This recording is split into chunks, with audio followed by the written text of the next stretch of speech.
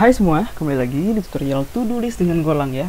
Di video sebelumnya, kita sudah ngebikin fitur CRUD ya. Kita sudah melengkapi seluruh CRUD yang kita sudah ingin buat. Kita sudah berhasil nge-create to-do, nge-update to-do, bahkan juga nge-delete to-do teman-teman ya. Nah, sekarang, kita akan menulis kode testing teman-teman. Ya, mungkin terdengar aneh ya. Jadi kita nge-testing aplikasi kita. Mungkin teman-teman, kalau testing kan biasanya kita nge-testing itu kayak oke, kita nge-create to-do, ya kan? Kita update to-do-nya, bikin jadi to-do 3. Kita update, kita hapus to-do-nya. Oke, aplikasi kita berjalan dengan lancar, gitu ya kan?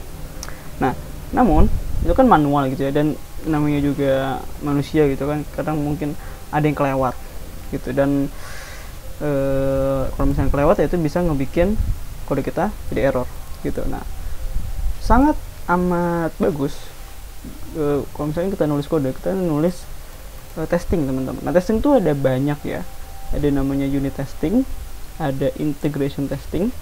Namun di sini kita bakal nulis unit testing sederhana aja.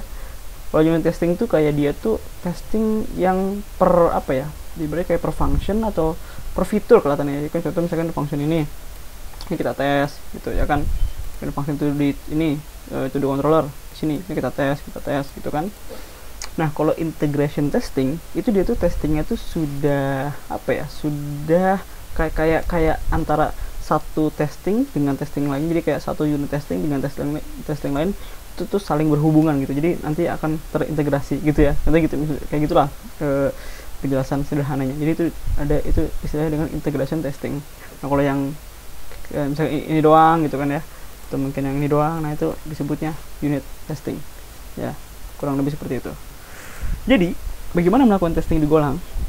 Nah, di Golang, kalau misalnya kita mau melakukan testing, kita selalu ngebikin testingnya itu, testing filenya itu selalu bersampingan dengan file yang ingin kita testing. Contoh di sini, saya mau testing home controller. Tenang aja, kalau di sini kita nggak akan testing ribet-ribet, kita sederhana aja, karena ini cuma pengenalan testing aja, gitu ya. Jadi nggak ribet-ribet aja. Misalnya teman-teman yang belum pernah melakukan testing sebelumnya, entah itu di bahasa pemrograman lain belum pernah sama sekali, ini nggak seribet yang kalian bayangkan kok. Oke, karena pada dasarnya sama kok. Oke, jadi kita bisa bikin filenya home controller, lalu nah biasanya itu di akhirnya itu ada underscore test gitu. Nah, dengan kita ngasih nama seperti ini, nanti Golang tuh otomatis tuh dia tuh bakal tahu kalau ini adalah file untuk kita nulis testing gitu. Ini saya enter aja. Setelah itu kita kasih package-nya sama seperti controllers. Lalu di sini kita bakal bikin function testingnya, yang namanya func. Habis itu biasanya kalau misalnya saya tulis t di sini kita perhatiin Golang udah ngasih tahu ininya apa namanya, dua buah apa ya, ibaratnya dia ngasih tahu pop up ya seperti ini ya. Mau dia tuh udah otomatis nih ada tes ini xxx ini dan tes main. Sebenarnya xxx ini tuh kok apa, maksudnya kayak placeholder buat nama functionnya yang mau kita testing. Jadi ada dua buah function, sama ada testing T dan ada testing M. Nah, bedanya apa? Nah, kalau testing T itu yang kayak kita tuh ngetesting ya, contoh unit testing gitulah, kayak gitu ya, simpelnya gitu. Nah, kalau testing M sebenarnya, kalau testing M itu tuh kayak kita tuh ngebikin environment untuk testingnya. Jadi contohnya gini, misalkan di aplikasi kita kan pasti punya database utama ya kan. Misalnya kita cek nih, nah ini kan database utama kita, ini kan to-dos. Nah, misalkan kita mau bikin nih database itu to-dos test misalkan, nantinya database itu untuk kita connect ke database itu hanya untuk melakukan testing. Nah, biasanya itu tuh mempersiapkan itu semua, kita mau connect ke database-nya ya kan, itu biasanya kita ngelakuinnya di testing M gitu, di testing M seperti ini, makanya namanya test main gitu. Jadi dia test main itu bakal dijalankan sebelum testing T gitu. Oke, berarti sebelum testing unit testingnya gitu. Oke. Nah, sekarang di sini kan XXX-nya itu bakal diganti sama nama functionnya, jadi dia cuma placeholder aja. Saya bakal tulis home controller, lalu nama functionnya home gitu. Jadi ini semacam apa ya, semacam best practice. Jadi kayak misalnya kita nulis tes kayak tes home controller ya kan, karena ini nama ininya, nama struct-nya. Oh sorry, home handler. Tapi nggak apa-apa kok, home handler ya, kita ganti namanya dulu, home handler, lalu underscore, habis itu nama fungsinya apa. Di sini nama fungsinya adalah home, ya kan. Jadi semacam best practice, tapi teman-teman nggak harus ngikutin kok.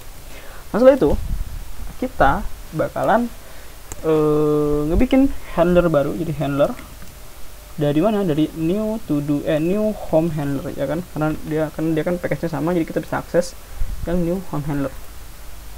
Nah di sini dia butuh apa namanya SQL DB, ya kan, karena di sini dia butuh SQL DB nih. Nah kita bisa aja nih, seperti yang tadi saya bilang, kita bisa aja bikin database bohongan gitulah, habis itu kita taruh ke sini gitu kan. Namun karena ini hanya tes yang sederhana aja, karena ini hanya semacam pengenalan gitu ya, biar teman-teman tahu bahwa testing ini sering banget kalau misalkan teman-teman lihat loker programming ya, mereka sering banget kayak harus bisa ngelakuin testing gitu kan ya, unit testing, teman-teman harus bisa nulis testing gitu kan ya. Nah ini hanya pengenalan saja, namun di sini kita bakal gunain yang punya kita sendiri yang ada di folder storage, ya kan. Jadi kita bisa tulis storage.setupdb gitu. Setelah itu, nah kalau misalkan teman-teman perhatiin di bagian home controller, nah ini kan handler ya, ini kan handler atau controller. Nah di golang sebuah handler selalu punya response writer sama request. Nah gimana kita apa ya istilahnya kayak ngefake, kita ngebikin sebuah controller yang dimana dia punya response writer sama request palsu gitu. Berarti kita ngebikin ininya itu palsu. Jadi gimana caranya? Nah untuk bagian request kita bisa ngebikin dari HTTP test, ya kan. Jadi ini package dari golang yang memang dibuat itu khusus untuk melakukan testing teman-teman. Oke, lalu kita bisa lihat new request. Sorry, bukan new recorder, maksudnya new request. Oke, di sini dia nerima 3 parameter. Pertama adalah metodenya apa, ya kan. Kalau di home controller itu adalah metodenya adalah get, ya kan. Jadi kita tulis http.get, atau teman-teman bisa tulis get seperti ini, string seperti ini boleh. Namun di sini di golang tuh dia nyediain apa ya istilahnya enum, jadi kita bisa http.method get seperti ini juga boleh gitu. Lalu targetnya apa? Nah targetnya itu adalah path-nya teman-teman. Jadi path-nya itu yang mana? Ini dia, atau URL-nya atau endpoint-nya terserah. Nah ini jadi ini slash ini gitu. Oke, slash. Nah, lalu bodinya apa? Nah bodinya itu adalah yang biasanya itu pas kita ke apa namanya nge-create sesuatu, jadi biasanya butuh body itu. Nah biasanya bodinya itu lebih ke ini sih, ini tuh sebenarnya itu lebih menjuru ke REST API, ya kan. Namun karena kita nggak perlu, jadi kita kasih nil itu, karena memang kita ya di bagian home controller tuh kita nggak nge-create to do, melainkan kita nampilin to do, jadi kita nggak perlu. Oke, kita sudah berhasil nge-fake untuk bagian requestnya, kita sudah memalsukan nih, kita sudah bikin request untuk palsu-palsuannya. Nah sekarang kita perlu bikin responnya. Nah biasanya golang tuh mereka ngasih namanya RR, jadi kayak respon karena memang di bagian HTTP testnya itu adalah HTTP test.new recorder, jadi kepanjangan kayak apa respond recorder gitu, ya kan. Nah di sini dia nggak nerima apa-apa kok, karena memang dia ini apa namanya respon gitu. Setelah itu kita bisa panggil function home-nya dari handler, jadi handler.home. Lalu karena dia nerima ini kan, dia kan nerima w kan, response writer sama request, kita taruh di RR sama request di sini teman-teman gitu. Oke. Nah kalau misalkan coba saya iniin tampilin requestnya, kita bisa gunain log.printf lalu respond. Di sini kita gunain RR. Sorry, ini harusnya printf ya, bukan print. Kenapa coba? Tolong please. Oke, bisa. Nah jadi kalau plus v itu kayak kita nampilin value-nya plus apa namanya definisinya, struct-nya gitu. Misalkan kita mau ngejalanin tesnya, jadi untuk menjalankan tes di golang, nah kita bisa aja ngelakuin perintahnya adalah go test seperti ini. Nah tapi dia kan nggak tahu ya, karena kalau misalnya kita ngelakuin go test seperti ini, kita mesti ada di dalam folder yang ada di tesnya. Jadi kita mesti bikin terminal di folder controllers. Nah karena kita kan di bagian di ini ya, di root foldernya. Nah kita bisa gunain perintah go test titik ya, kalau nggak salah 3 kali deh. Jadi dia bakal ngelakuin tes ke dalam folder-folder ini, ke controller, ke helper, walaupun nggak ada dia bakal tetap jalanin gitu. Jadi ini ya ini sih karena untuk ini aja biar simpel aja, biar kita nggak harus masuk ke dalam foldernya gitu kan, kayak CD ke controller. Namun di sini biar simpel aja. Misalnya coba saya jalanin, nah dia bakal kan seperti itu, dia ngecek ke to-do golang, habis ke controllers, habis ke helpers, habis ke model, storage dan sebagainya. Nah di sini bagian to-do golang, controllers, dia ngasih tahu oke. Artinya tes kita passingnya, padahal kita nggak ngelakuin apa-apa ya, karena memang kalau misalnya kita bikin function test lalu nggak ada isinya ya dia bakal pass gitu. Nah kita nggak mau seperti ini, kita mau dia itu lebih jelas. Jadi kita bisa ngasih go test dash v spasi dash v. Jadi ini artinya itu apa, verbose, dimana nantinya dia bakal ngasih penjelasan detail tesnya secara lebih detail. Misalkan saya enter, nah dia ngasih tahu ininya, nah dia ngasih tahu kan tes kita pass ya kan, dan dia berhasil nampilin responnya. Nah, ini responnya ya kan, jadi responnya yang memang HTML gitu kan ya. Nah ini dia respons ya kan, dari sini kan kodenya adalah 200 dan kontennya teks HTML di bodinya ini. Nah kita mau ngetes kodenya di if res.code rr.code sama dengan http.ok ya, maksudnya jika status code-nya itu tidak sama dengan http.ok, dia oke ini, dia ini 200 kok nih. Jadi http ini itu sama dengan 200 ya kan, 200, atau teman-teman bisa tulis 200 seperti ini juga boleh. Nah jika respon code-nya bukan oke ya kan, kita mau apa yang kita mau ngasih tahu t.errorf kan ingin atau mungkin kayak seharusnya. Ini biasanya kalau emang di testing mereka tuh kayak apa namanya, expected apa gitu kan, expected apa gitu kan, tapi one-nya apa. Jadi kayak kita mau yang benarnya apa, tapi malah apa gimana ya, expected apa, one-nya apa. Jadi kayak intinya kita mau yang benarnya itu seharusnya bagaimana, tapi malah kita dapat yang salah gitu. Sorry, maksudnya expected kayak gini ya, one, misalkan one kita mau apa, mau kode 200 tapi expected misalkan jadi 400 atau 404 gitu kan ya kan. Jadi kita mau kode 200 tapi malah dapat 404. Expected mah sama kayak one ya kan. Jadi kita expect dapat kode 404, salah. Maksudnya kayak ya, pokoknya kita mau dapat kode 200 tapi malah dapat 404, atau misalnya 200 but got 404 gitu. Biasanya kayak gitu sih kalau di testing, mereka kata-katanya kayak gini, gunanya bahasa Inggris kok, tapi kita ubah aja gunain bahasa Indonesia ya biar lebih sederhana. Jadi seharusnya kodenya berapa, kodenya 200, atau kita bisa gunain ini, seharusnya kodenya ini tapi malah kita kasih koma, namun malah dapat misalkan apa gitu ya.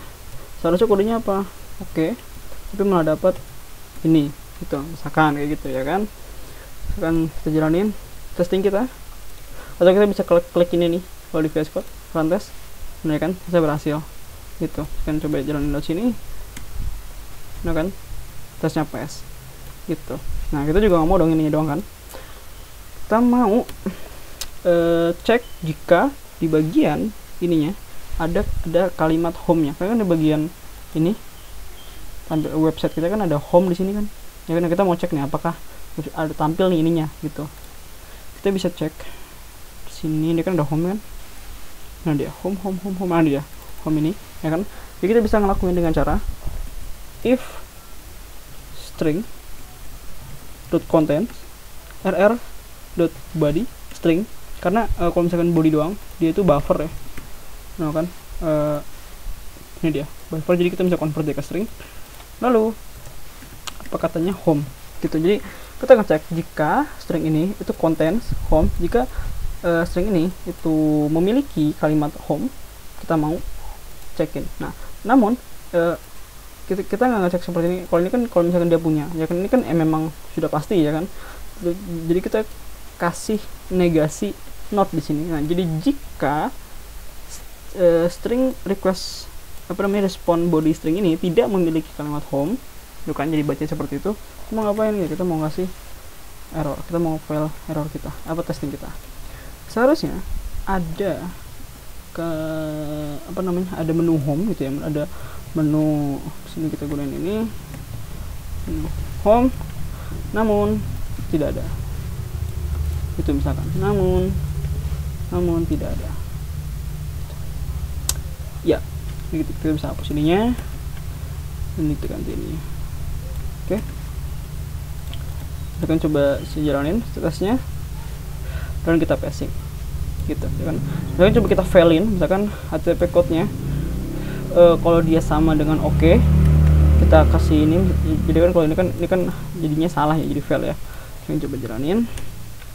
Nah ya, jadi tes kita fail ya kan. Seharusnya kodenya 200, namun malah dapat 200. Nah ini kan salah ya kan, nah kita lakukan seperti ini. Oke, jadi ini contoh misalkan tes kita fail gitu. Saya jalan lagi, sekarang tes kita pass. Jadi itu dia contoh sederhana di mana kita melakukan sebuah testing teman-teman, dan ini hanya unit testing sederhana ya kan. Misalkan teman-teman suatu saat mungkin bekerja menjadi seorang programmer, menulis testing itu sudah wajib sih biasanya gitu. Oh ya, kita juga bisa ngelakuin run package test untuk ngetes package-nya. Nah ini coverage kita. Nah jadi coverage itu kayak seberapa banyak seberapa banyak ya, kayak ini ya, berapa baris kode yang berhasil kita tes gitu teman-teman ya. Nah kayak contoh di sini nih. Nah yang udah di cover hijau itu artinya kita sudah berhasil ngetes kode itu ya kan, kayak di sini ya kan, hijau nih. Nah kalau merah itu artinya kita belum nge-cover kode ini gitu. Nah biasanya tuh yang baiknya itu sekitar 80% ya. Kalau di bawah 80% tuh jelek gitu lah ya. Yang karena memang ini cuma belajar doang, jadi nggak apa-apa gitu ya. Jadi coverage-nya bisa seperti itu gitu. Oke, itu dia. Jika teman-teman suka video ini, mohon untuk di like, share, dan subscribe. Semoga bermanfaat dan sampai jumpa.